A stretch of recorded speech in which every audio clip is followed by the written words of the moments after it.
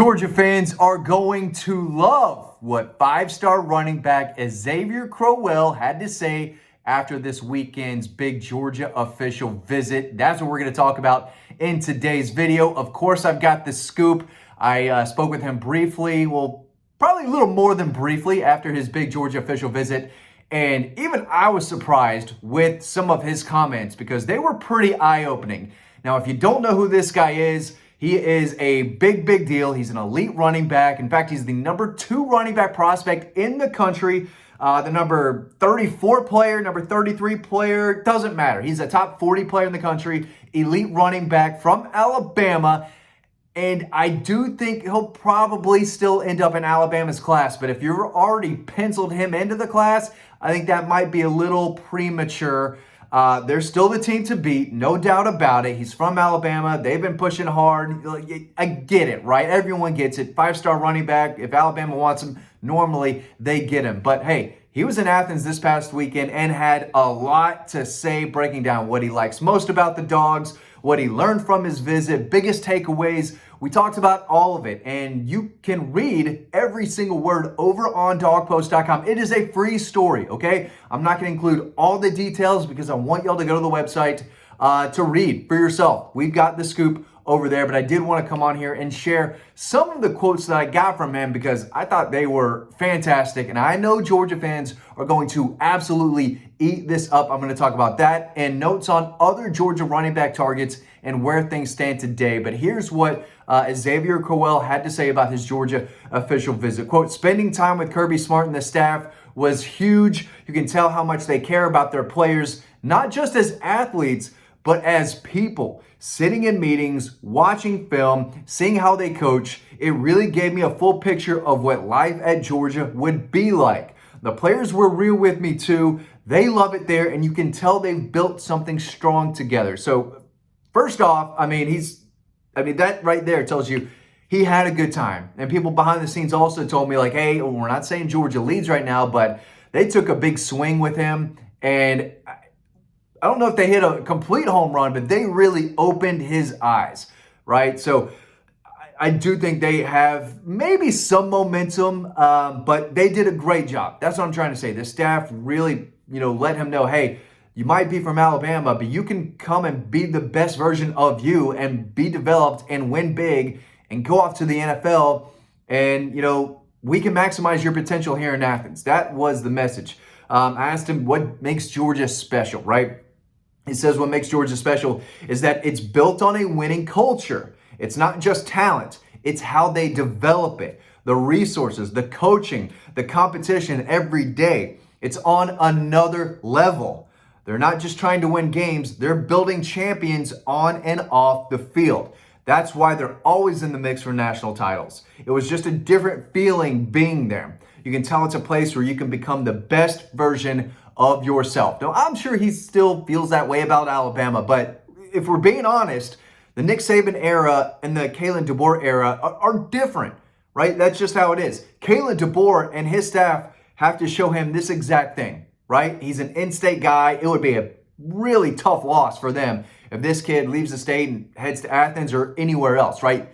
He is a top priority for them, but they still have to check those boxes too. And it's pretty clear that Georgia has checked the boxes that he's looking for. But that wasn't it. He had more to say. I missed the first part. But he opened up the interview. I'm reading this on my story, and I was just more at the bottom than the top. But he kicked it off saying, man, the visit to Georgia was incredible. From the moment I got there, you could feel the energy and the standards that they hold themselves to. One of the biggest takeaways was just seeing how detailed everything was, from the way they practice to how they prepare players for life after football. It was all first class. Now, if you're a Georgia fan, you got to love hearing that. If you're Kirby Smart, if you're Josh Crawford, the running backs coach, you have to love the feedback that he's giving guys like me, and I'm sure others. I don't know if everyone got those same quotes, but I try to ask different types of questions to get different answers. A lot of these kids say the exact same thing to reporters, so you got to mix it up a little bit. But he's out there saying, hey, Georgia's first class.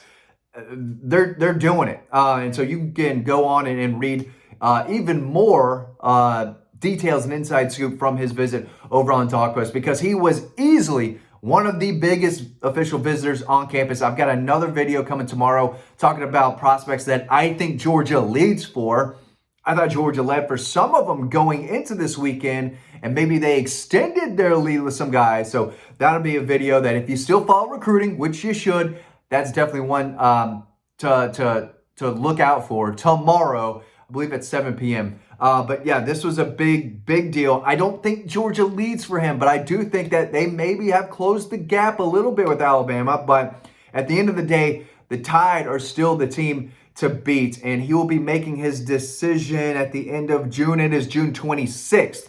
Yeah, he's the number 32 overall prospect. Ran for just under 2,000 yards and 31 touchdowns last season as a sophomore. Decided to skip his junior season. He reclassified to the 26th class, and he's still one of the best running backs in the country. Again, number 2 in the country after reclassifying.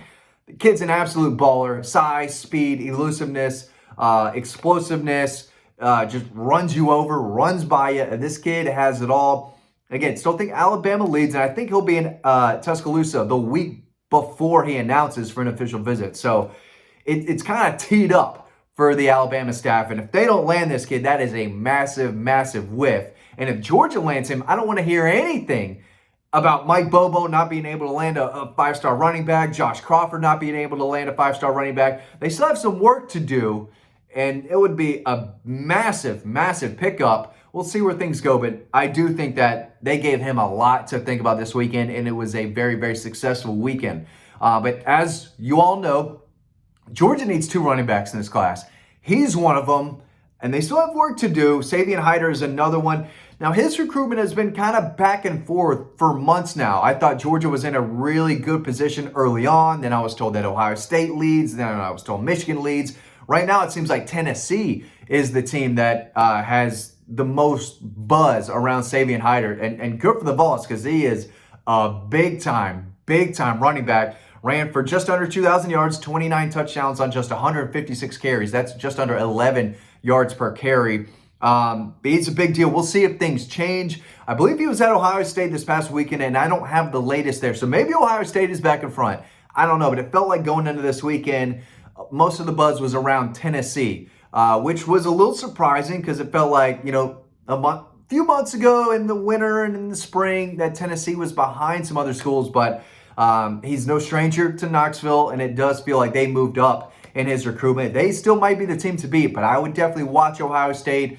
I would watch Michigan, and we'll see. He'll be at Georgia this upcoming weekend, so maybe it's Georgia's turn to get some momentum with him after a successful visit this upcoming weekend. But he was at Ohio State last weekend. He'll be at Georgia this upcoming weekend. Without a doubt, one of the biggest official visitors in town in just a few days. Then he goes to Michigan and then Tennessee. Probably a commitment coming soon after that. By the end of July, probably at the latest. Maybe he's already made a commitment date. If he has, I missed it. But it looks like Tennessee will get that last official visit. They're going to do everything they can to land Savion Hyder. But Georgia's going to take a big swing, too. They've been recruiting him for a long time. We'll see how that turns out. Derek Cooper, another guy I've talked about for a long time, was at Miami this past weekend, and that has been the team trending with him. I always said if Georgia's biggest threat was Miami, Georgia's still high on his list, but they're going to have to win him over. He was at Miami this past weekend, didn't commit,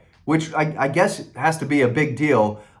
He is a top target for them, and he left Coral Gables without a verbal commitment. He'll be at Alabama this weekend. That's one to watch. Then he'll be at Georgia June 13th, then Florida State, then Ohio State. I know Texas has been in the mix for a little bit as well for some time, but they don't have an official lined up that I am aware of. So still a guy to keep an eye on, but Georgia's got work to do there. One guy that I still think they are in a really good position for is Jay Lamar down at Colquitt County, but he was at Clemson this past weekend, and I've said multiple times, I think Clemson, maybe not Miami, maybe not Auburn, but Clemson has been Georgia's biggest threat for the South Georgia running back. 5'11", 205, at a true breakout junior season. Last fall, he runs with balance. He is electric too, and he's got plenty of speed for 5'11", 205 pounds. Was at Clemson May 30th. Then he goes to Florida State and Miami before going to Georgia June 20th. So Georgia might get that last official visit, it looks like, before he makes a probable summer decision. Still think Georgia's the team to beat for him. So if they let Jay Lamar and one of these other three or another back that they really like that I'm not sure is super high on their board this second, it would be a success. But ideally, Georgia would land two of these four. That's going to be tough, right? Especially in the NIL era. Got to make everyone happy. Everyone's got to get paid, right? So you have to use those funds correctly. So maybe they only get one of these backs and then another kind of promising three-star back that, we need to do more research on. But either way, I like what they said for Jay Lamar. They certainly impressed Xavier Crowell this weekend. They'll have a chance to knock it out of the park with Savion Heiter this upcoming weekend. And then they've got a shot with Derek Cooper the weekend of June 13th. So just an update on a five-star running back who is fresh off a visit to Georgia, and a few other notes on Georgia's top running back targets. Hope you learned something. You can read more about this over on Dawg Post, making sure y'all take advantage of that because it's a free story. Not every story out there is free, right? Most of the recruiting stories out on the interwebs is a subscription behind a paywall. This one's not. So you can read about a five-star running back who, again, gushed over his Georgia official visit on Dawg Post for free. So make sure you're doing that. Thank you for watching. Hope you learned something. I'll see you over on the website.